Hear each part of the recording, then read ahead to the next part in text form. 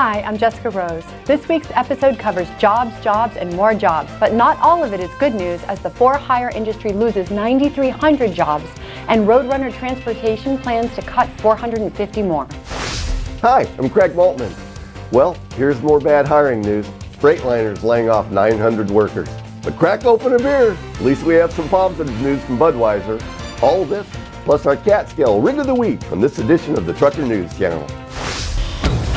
Hey, this is Jesse James Dupree from Jackal, the Full Throttle Saloon, Jesse James Bourbon. Keep right in here for everything that is about the truck drivers, saluting you, our great American cowboys. Truck Ball Show kicks.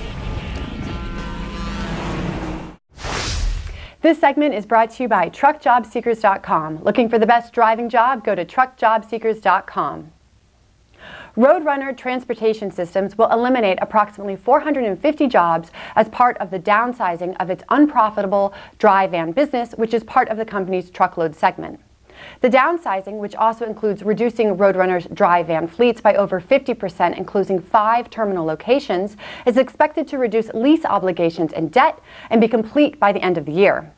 In conjunction with the downsizing activities, the company said it expected to incur one-time pre-tax operations restructuring costs of between $12 million and $16 million, excluding the gain or loss on the sale of equipment and the write-down of assets. The workforce reduction will take place over the next 60 days to 90 days, with employees receiving severance or a 60-day notice. The 450 eliminated jobs represent roughly 10% of Roadrunner's total workforce. FREIGHTLINER is eliminating 450 jobs each at its Mount Holly, North Carolina, and Cleveland, North Carolina plants. Daimler manufactures FREIGHTLINER trucks at these North Carolina facilities. The Cleveland plant employs 2,878 workers and was founded in 1989. The Mount Holly plant has 1,714 employees.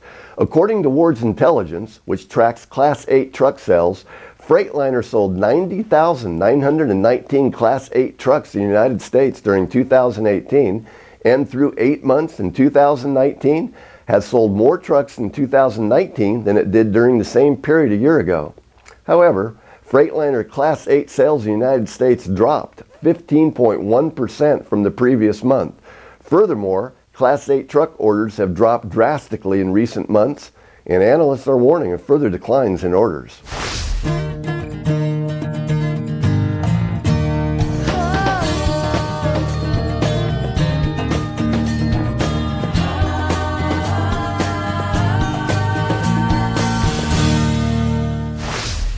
The for-hire trucking business lost 9,300 jobs in the last 2 months, according to the Department of Labor's monthly job report. Data from the Bureau of Labor Statistics shows that local, regional, and over-the-road companies lost 5,100 jobs in August and another 4,200 in September. These numbers come in spite of U.S. employers adding 136,000 jobs overall in September, bringing the unemployment rate to a new 5-decade low of 3.5%. The for-hire industry has been losing business to private fleets adding capacity, as well as the striking amount of trucking company failures. Through the first 9 months of 2019, there have already been twice as many company failures as of all of 2018. ANHEUSER-BUSCH is deploying 21 BYD battery electric trucks in their California fleet as part of a state project to showcase economically and environmentally sustainable warehousing and distribution technology. This is a landmark achievement as the largest Class 8 electric truck deployment in North America. The zero-emission beverage handling and distribution at scale project will showcase BYD's second-generation 8TT Class 8 electric trucks at 4 ANHEUSER-BUSCH distribution facilities across Southern California: Sylmar, Riverside, Pomona, and Carson. As part of the initial validation, ANHEUSER-BUSCH put the BYD 8TT through extensive testing on range, acceleration, gradability, charging speed, and more. The truck exceeded the requirements of ANHEUSER-BUSCH and received enthusiastic feedback from drivers, clearing the path to this large-scale deployment.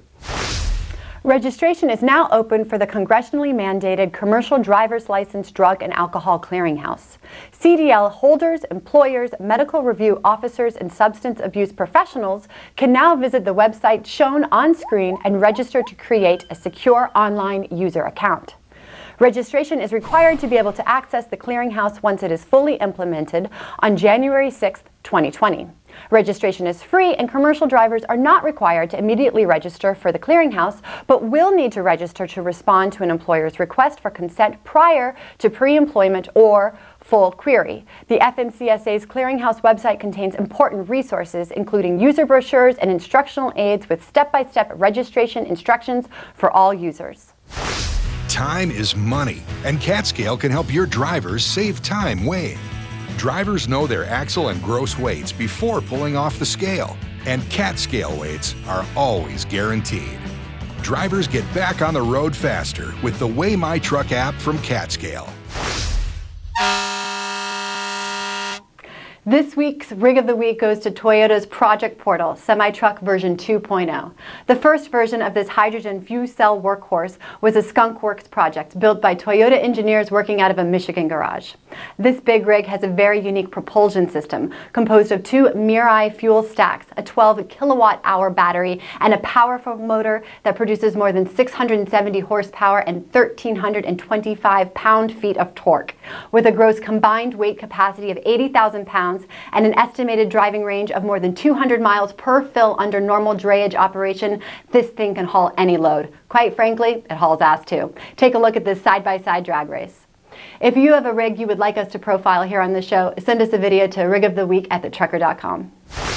If you're watching us on YouTube, make sure to click the little red subscribe button below. You can also go to thetrucker.com to read the latest breaking news stories. That's all for this edition. David Compton will be back from vacation next week.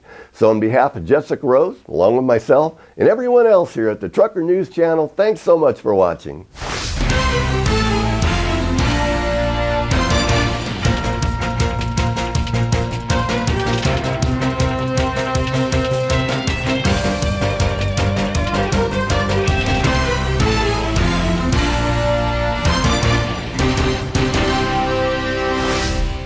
See you guys later, if I still have a job.